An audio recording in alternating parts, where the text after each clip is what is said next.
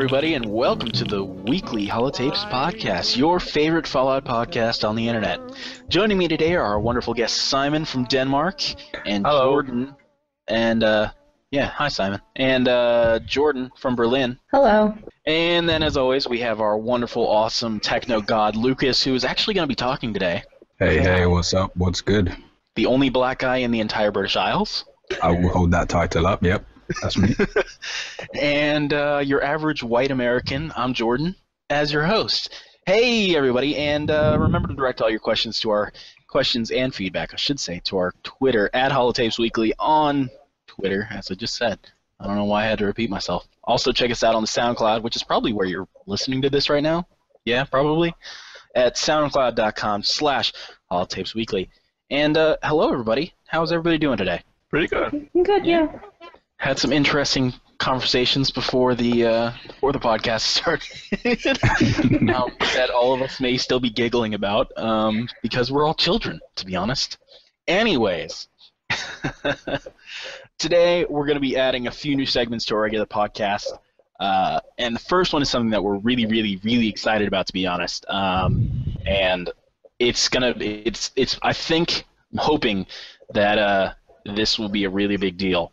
If it's not, oh well, but, whatever. So it's called your weekly dollar, and basically what we're going to do is every week we're going to suggest one charitable cause to keep in mind for this week. It doesn't matter if you spread the word or you give $1 or more. We just want to hopefully inspire someone out there to give $1, and that will be enough for us. So if you do donate, remember to give us a shout on Twitter at Holotapes Weekly with your name, the charitable organization you gave to, and the amount that you gave.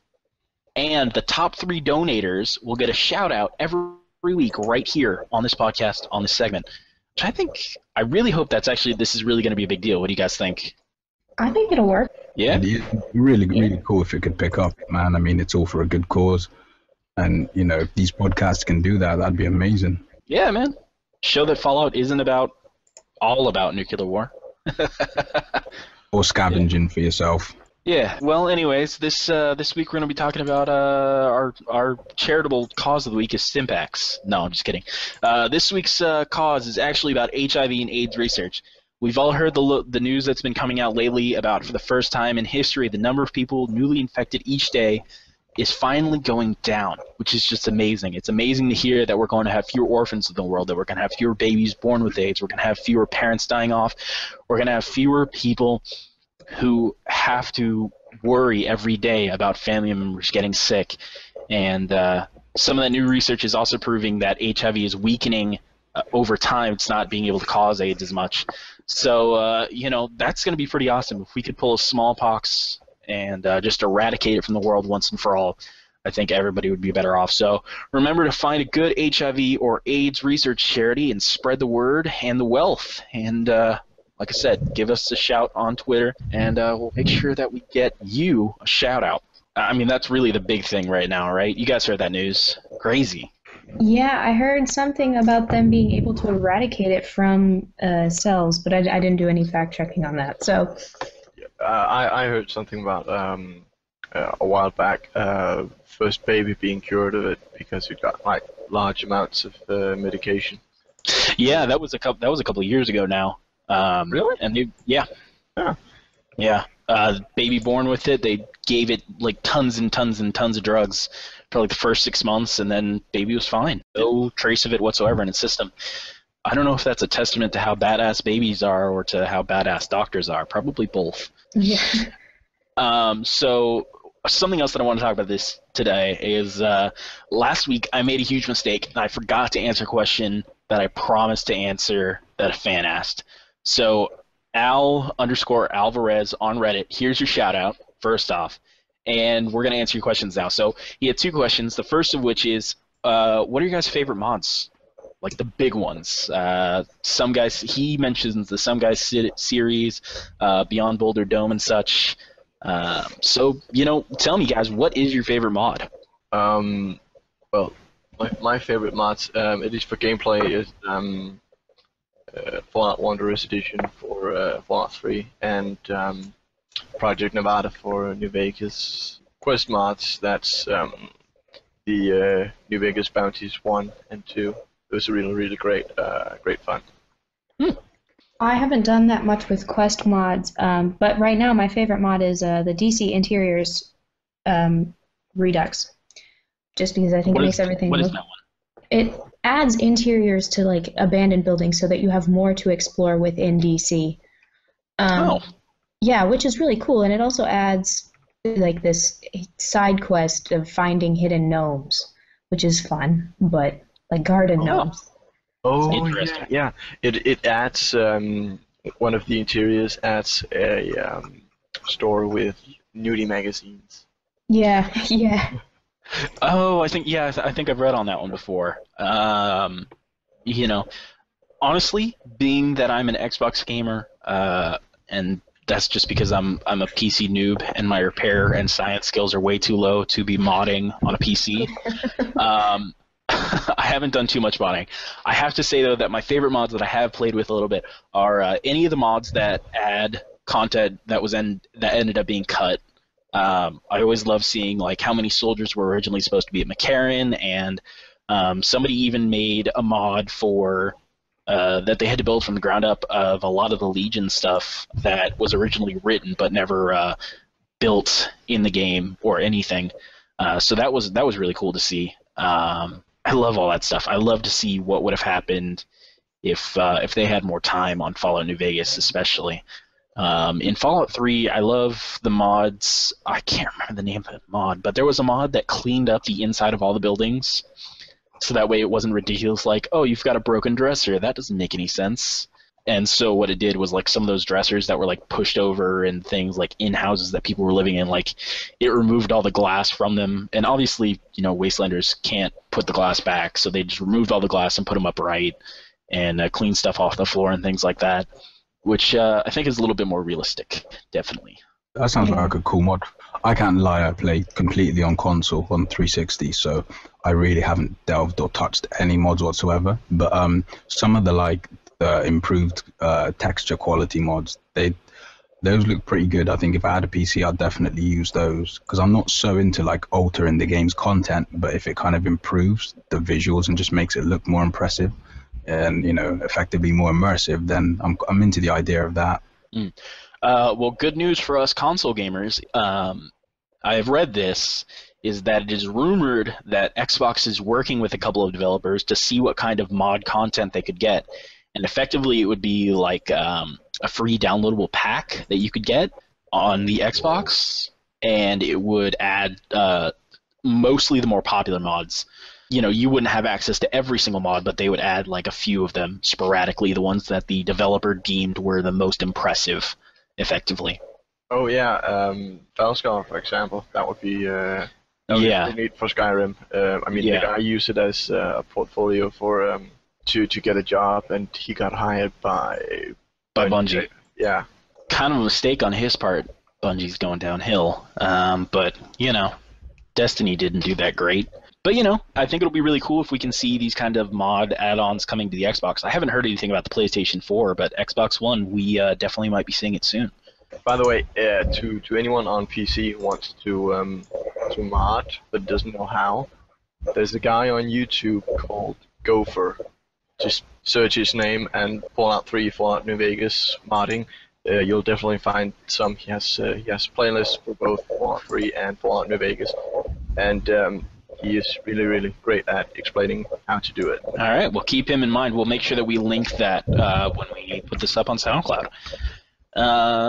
Anyways, Al Alvarez's second question was, what is your wackiest New Vegas run?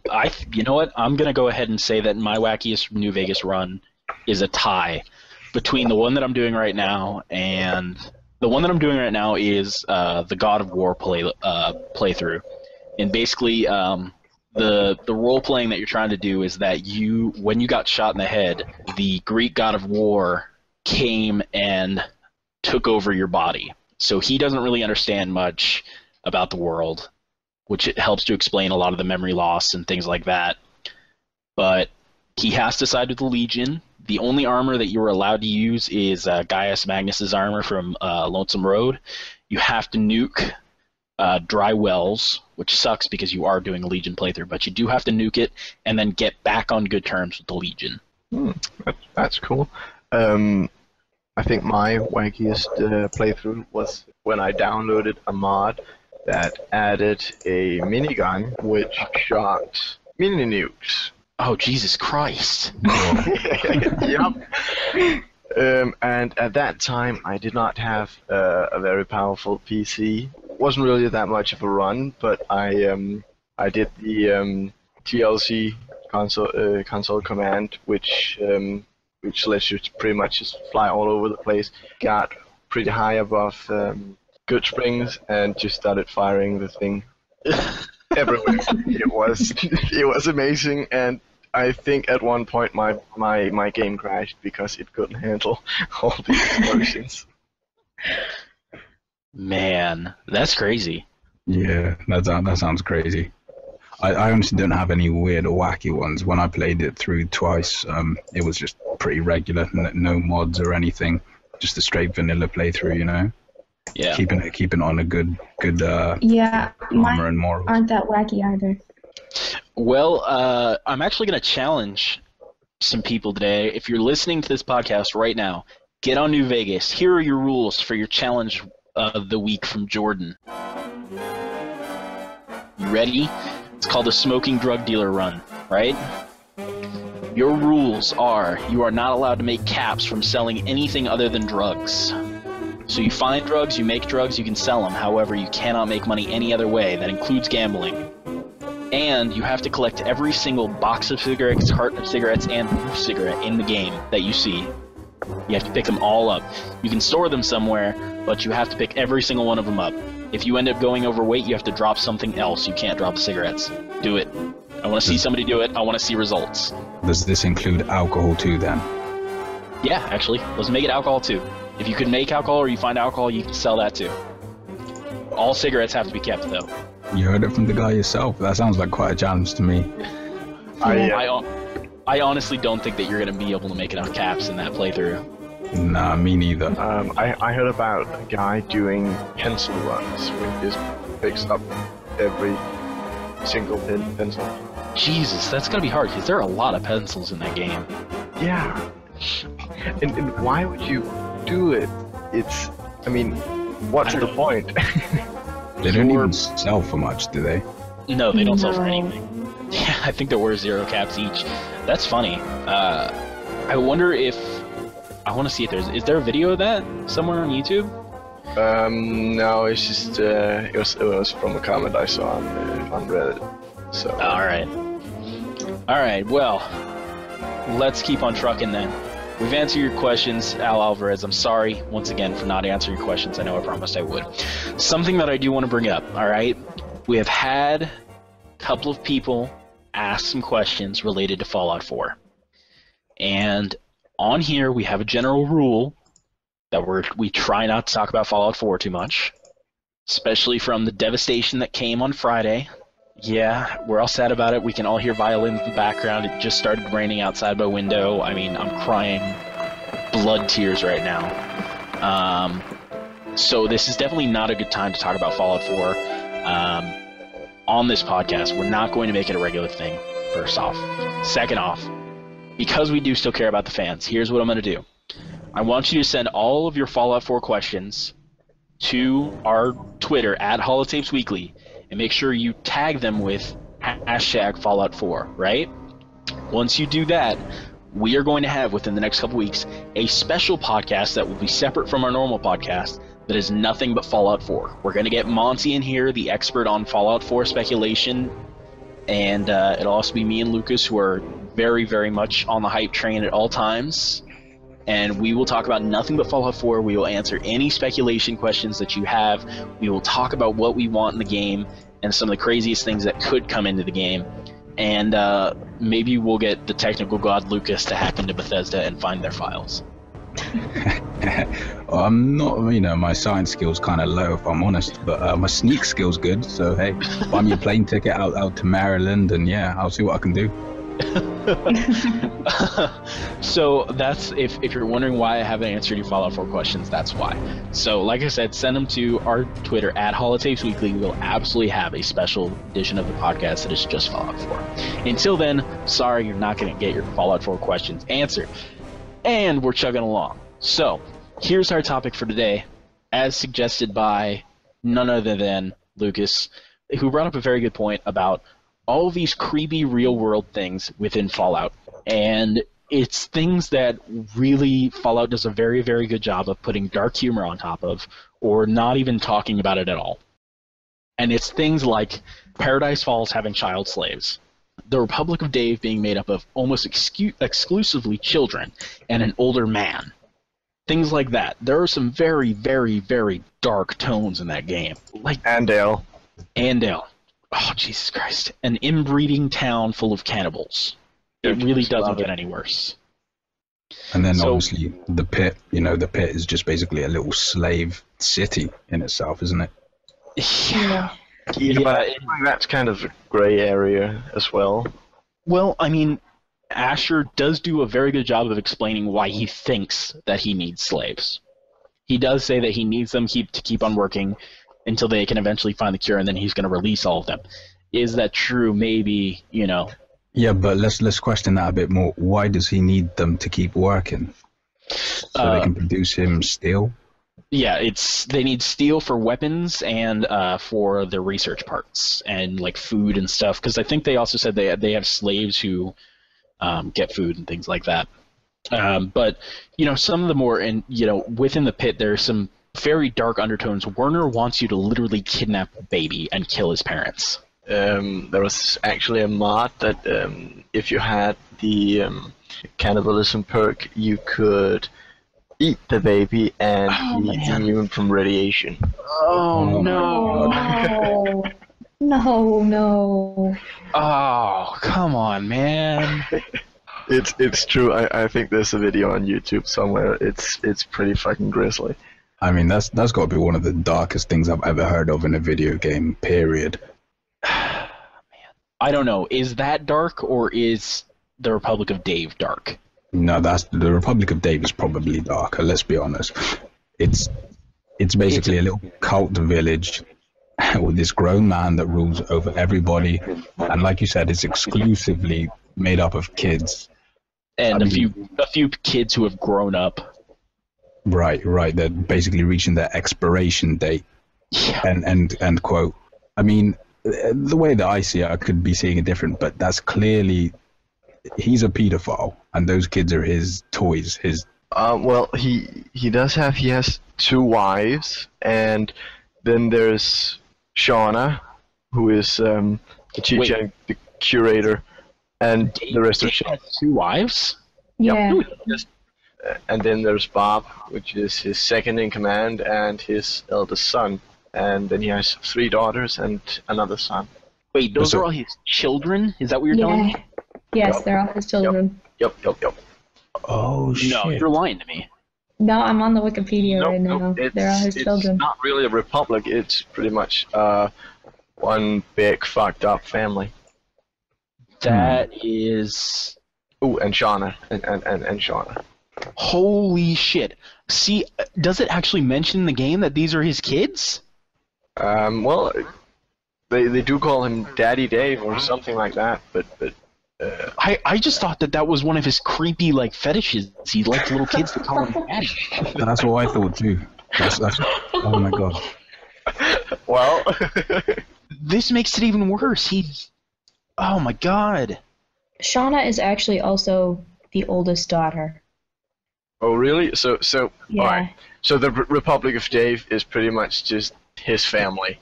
Oh my god. But there is some kind of incestuous thing going on. There must be. I mean, what do the kids do when they grow up? Well, there's definitely something wrong because they have to. He forces them to vote, and who the fuck else are they going to vote for other than their father? That's a good point. All right, here's what I'm going to do. I'm going to get on right now while we're still in the podcast. I want the audience to know this right now. I'm going to fact check this because I am so worried that what you are saying is real. Oh my god. So I'm on the wiki right now, and Yeah, so am I.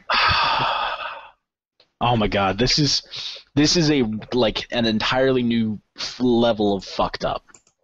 All right, let's say that it was just his children. And let's say he's just taking care of his family, so he's no longer a pedophile. Still creepy that your whole family lives in this tiny little area, and that you're pretending that you're some kind of fucking president when really you're just the head of your family. Yeah, Why not just call yourself that? He's a dick. That's pretty much it. And plus, they don't let in any outsiders, do they? I mean, it's all, keep it in the blood. So, I mean, he does have, like, a lot of children then. well, he does have 2 wives. Yeah. Next question is, did his wives agree to this, or did he kidnap them? I don't think he kidnapped them, but maybe he just kind of told Rosie when Jessica came that either you're okay with this or you can go out in the wasteland. I feel like that's what happened. I feel like I remember something like that happening. It wouldn't really surprise me. I mean, that's kind of like, oh, you disobey me. That's You'll be exiled for this. So basically, Dave keeps his pimp hand pretty damn strong, even in the event of an apocalypse. apparently. That is so many levels of fucked up. I'm sorry, my whole day is just ruined now. Alright, well, let's jump over to Andale, where, again, you have arranged marriages between children. There are only 2 families, so you're basically guaranteed to be having some sort of incestuous relationship. And they eat people. Yeah. And what's even more effed up is that the old man is the father of one of the wives, isn't he? I forget which one. Yeah. Right. And because they've been doing this for a while now. That's correct, yeah. But she kind of like disowned him as her father, because she even says something along the lines of, oh, he used to be my dad, but he started to lose his mind. That is very, very strange. And to be honest, I mean, we hear about these cults in real life of, like, incestuous relationships and stuff like that. And it's just, I don't know. Do you want it out of your video games, or do you feel like it adds to the realism? I think it's fine in video games. It adds to it. Definitely. I mean, especially a game like Fallout, where the society's norms kind of are out the window, and people pretty much can do what they want, especially in Fallout 3, because there's no government to uphold any laws. Well, at least on the East Coast there is. On the West Coast, you have 2 very strong nations that could effectively keep you in line: the NCR and Caesar's Legion. Oh dear God, Caesar's Legion! I wonder what they would do to Dave. I think that they probably would. Actually, no, I'm not sure. Kill him. You know what? Okay, so for the audience, I'm talking to Dave in the Republic of Dave in Fallout 3. And he's talking about, yes, this is his family, and his father started this colony. His father was king, and now he is president. He has turned it into a democratic area. You know what else is really fucked up about that, then? If you rig the elections towards one of his kids, Shauna or Bob, as you can in his election, he runs off and stands in the middle of Old Only. He just leaves all of his kids behind and goes and dies. Oh, yeah. If his dad started the Republic of Dave, surely that means it is, 100% his family. Like, everybody there is related to him. Yeah. Yeah. Yeah, where did his mother go? And like, didn't he have, like, brothers or sisters? Oh, dear God. Is Rosie and Jessica his sisters? Oh, man. Oh, that's just... I mean, I hope not. I mean, if the father's dead, the mother could be too. But if his father started a kingdom, isn't it kind of reasonable to assume that it's like the Republic of Dave? So that could mean inbreeding. That's, oh dear God. If anyone listening can clear this up, feel free to do so. Hit us on our Twitter at Holotapes Weekly. But I mean, the evidence to me is suggesting it's definitely what we think it is. Man. All right, let's jump to something a little bit lighter. I want to talk. I guess this isn't really lighter, but it's different. Away from incest, at least. I want to talk about the Great Khans. Something about the Great Khans. I actually got into a discussion with someone about this on Reddit, and it's something that I wanted to bring up on the podcast, is that the Great Khans are absolutely the most realistic of all the groups in the Wasteland. And this is why. they started out as a raider group, which gave them a lot of skills in guns and survival and things like that. They got wiped out down to their last member by the Vault, not the Vault Dweller, guy after the Vault Dweller. What was he? The Chosen one? Chosen One, thank you. So they're wiped down to the last member. Last member is a hardened, old-school raider who restarts the Khans as the Great Khans, right? They then move out east towards Nevada. They settle in Bitter Springs. The NCR slaughters the lot of them, and what's left hide out in Red Rock Canyon. At this point, they want to kill everyone. The only thing that they can do is they go back to their raider roots. They start scavenging. They use their survival skills. However, they still retain, because they've been a raider group for so long and they've had some success, they keep sort of this idea that they have this ability to do construction. They have this ability to make money not just from scavenging and from raiding, but also from selling drugs, which is something that no other group really does in the Wasteland, right?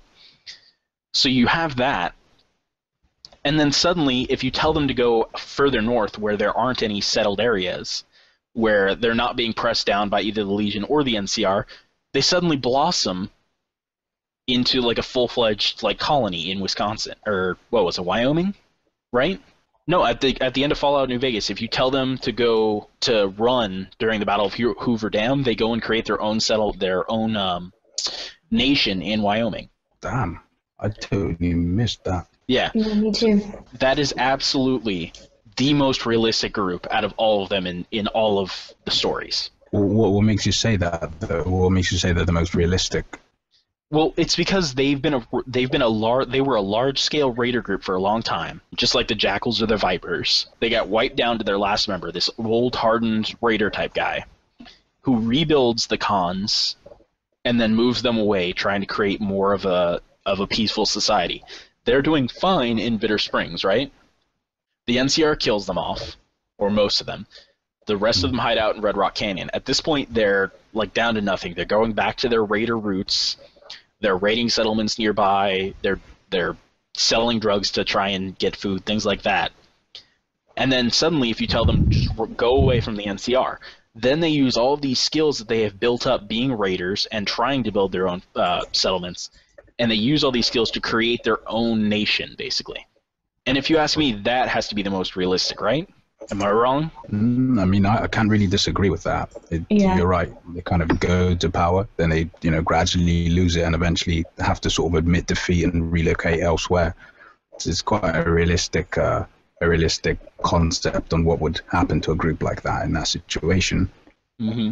But I feel like there wasn't enough of a consistent or like a main quest storyline that tied in with the Great Khans for you to like really kind of take them in how they should be taken, if that makes sense.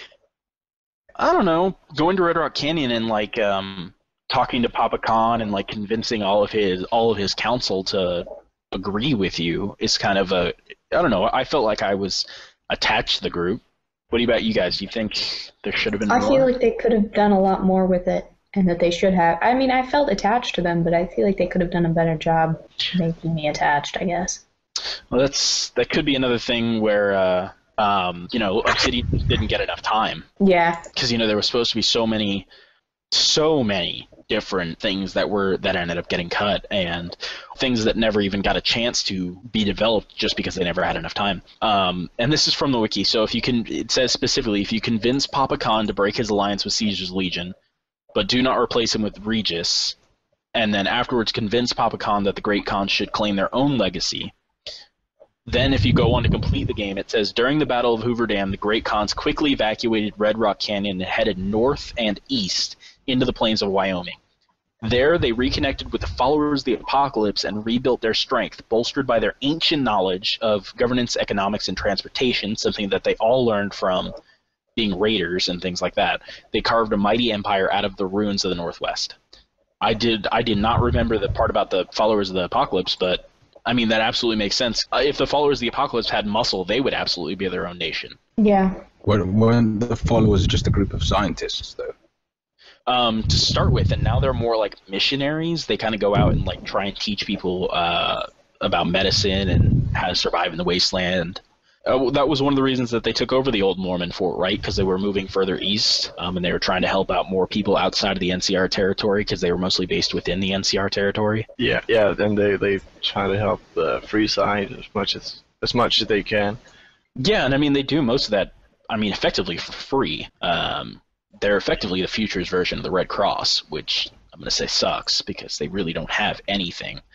But I mean, they are definitely the most moral of all the groups. Yeah. And I do think if anyone was to have like, a whole bunch of muscle, I think they are definitely like the number one group worthy of that. I kind of wish he had the ability to like help empower them. Yeah, I mean, well, yeah, but does power corrupt? The Legion would say yes. And just look at what's happening at NCR. There's a lot of talk of corruption there too. The NCR is really unique in the fact that they really used a lot of those old world values to try and rebuild society from just a few, what were effectively just a few cities: Shady Sands, the Hub, Vault City, Necropolis, all that sort of, all those sort of locations, and tried to build what is effectively the U.S. And they've done quite a good job. I mean, if you were going to say, if you were going to compare modern America to NCR, they are very, very similar, like ungodly so. And we see that really, even in the Wasteland, things work out just like they do in the real world. And so, we're eventually going to see that with Caesar's Legion as well, is that we're going to see them fall, just like the Roman Empire did, as soon as they start not having a strong leader. Then if you killed Caesar during your playthrough, that's going to be kind of a big step backwards for them. Yeah, isn't there kind of talk about they're like extremely weakened after that, and they don't really have any clear ideological goal anymore after Caesar dies. Yeah, the legate basically just says that power is everything, and he just basically goes on a rampage killing everyone. Yeah, because if you play the game for Caesar's Legion and you don't kill Caesar, you have this outcome where it's like, oh, Caesar lets the followers of the apocalypse leave peacefully. He rules with an iron hand over Freeside, but people still do have a lot of freedoms and things like that. But if you let the legate if you kill Caesar and Linnaeus comes into power, the ending slides are stuff like he slaughtered everyone in the Strip and slaughtered everyone who have a lot of freedoms and things like that. But if you let the legate if you kill Caesar and Linnaeus comes into power, the ending slides are stuff like he slaughtered everyone in the Strip and slaughtered everyone in Freeside and killed every single member of the Followers of Apocalypse and all this kind of stuff. So that's really not a way to rule a country. And we've seen that Caesar, in a lot of cases, while he does kill off his enemies, he does allow a lot of tribes to join. I mean, he's got 87 tribes together so far. Yeah, definitely. His ideologic isn't all that wrong. It's just a bit too extremist and slaves. Yeah, I mean, let's be honest. Any time that you have slavery involved with anything, that it cannot survive in any large-scale sense on a government level. I mean, it's unfortunate that we can talk about today that we have a lot of slavery in the real world, and that sucks. But no, there are no real governments today that say that slavery is okay, that it is legal within their country. And we have these, if the second that a government goes and tries to say that slavery is okay is when you're going to start having problems. So you think there'd be like an uprising from all the slaves if Caesar's Legion were to eventually, I mean, even looking at Roman history, you see that there were a lot of slave rebellions. I mean, wasn't there an entire TV show based around the Gladiator, or whatever it was called, about that slave rebellion that was started by a former gladiator? And so if you eventually, what would happen is that it would crumble just because of slave uprisings. It's not feasible within any government. So, yeah, I mean, again, NCR still has the most powerful I shouldn't say the most powerful. It has the highest chance of survival of any of the groups, unless the followers of the apocalypse do get more muscle, which would be awesome. I would love to see modding community get on it. I want to see the followers of the apocalypse ending for Fallout New Vegas, where they take over. Powered by the Brotherhood. Yeah, actually, that's a good idea. You use Veronica to get the Brotherhood and the followers of the apocalypse together into one group, and then they take over take over the strip. Let's see it. Modding community, get on it. I just hate playing a Caesar's Legion run through, so I never do it. Why? Well, it's typically because I'm a woman, and thus I think Caesar is a twat. So he is very much a twat to women. Yes, I will agree. I find it really, really annoying that if you play as a woman, you can't even fight in the arena. Yeah, that pissed me off. So that's crazy. What? Yeah. Yeah. And like the entire time you play through on the Caesar's Legion, if you're a woman, he's just like every snarky remarks. It's like it's not fun. Yeah, he's like, go take care of the boomers if you can. Damn, I miss so much out by not playing as a female. I mean, you just need to slap a fedora on him, and that's pretty much. He's the internet. The game. Yeah. Pretty much. He's the entirety of r/troll X. The worst part of Reddit, I will admit. But yeah, I mean, it's interesting to see like how many of these things we lose out on if you don't play in certain ways. Like you guys had never heard of the fact that you can make the Great Khans run away and create their own area. I mean, that's something that that just blew my mind. I had no idea. There's so much that I just wasn't aware of. If I still had a physical copy of Fallout New Vegas, I would ship it to you, but I don't. No, it's all good. I think I'm probably just gonna buy a second-hand one from Amazon and just rebuy it. I picked it up before for like £4 or something, and I've been thinking about just grabbing it again. Yeah, I mean it's not too bad. I got my copy on Black Friday, so it was only like $5. So. Oh, was it the Ultimate Edition? No, Xbox Live had a sale on it, so I just got the regular edition, and I had already downloaded all of the DLCs from when I had it previously. But yeah, honestly, how many run-throughs do you think it would take of Fallout 3, of Fallout New Vegas, before you were able to see everything?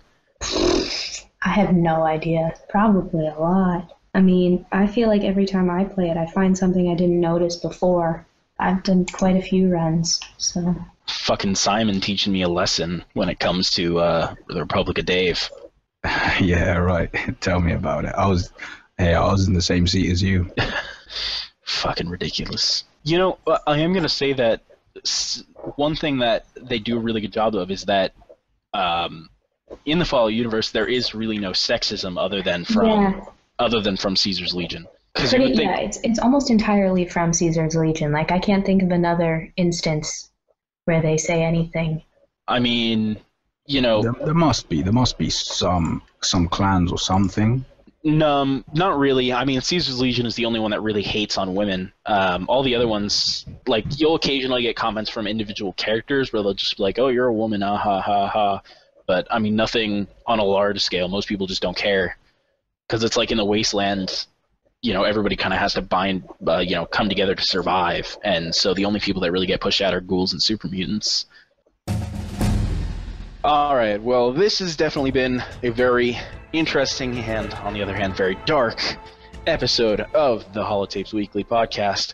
I'm your host, Jordan. We were also joined by Jordan, Simon, and our always wonderful technical god, Lucas. And so I want you to remember to direct all of your questions to our Twitter at Holotapes Weekly. Check out our SoundCloud, which is probably where you're listening to this right now, at Holotapes Weekly. Go ahead and follow us on there, and follow us on Twitter. And also, I want to remind you that our charity of the week is AIDS and HIV research. Go ahead and give $1, or just remind your neighbor about it. Just go and knock on your neighbor's door. Just be like, hey, HIV and AIDS research, and yeah, check that out. Also, we're going to make sure that we have a link up. Our wonderful tech master, Lucas, has put up some interesting t-shirt designs on redbubble.com, and so go check those out. It is the Vault 420 shirts, they are awesome. I'm probably going to order one myself. And so go check those out. If you're a fan of weed or a fan of Fallout, get it. For all the wasted wanderers. So remember to check all that out, and we will see you probably next week. If we don't see you next week, I'm going to hunt you down if I ever stop playing Fallout. Goodbye, everybody, and have a wonderful day. Bye. Peace out. I don't want to set the world on fire.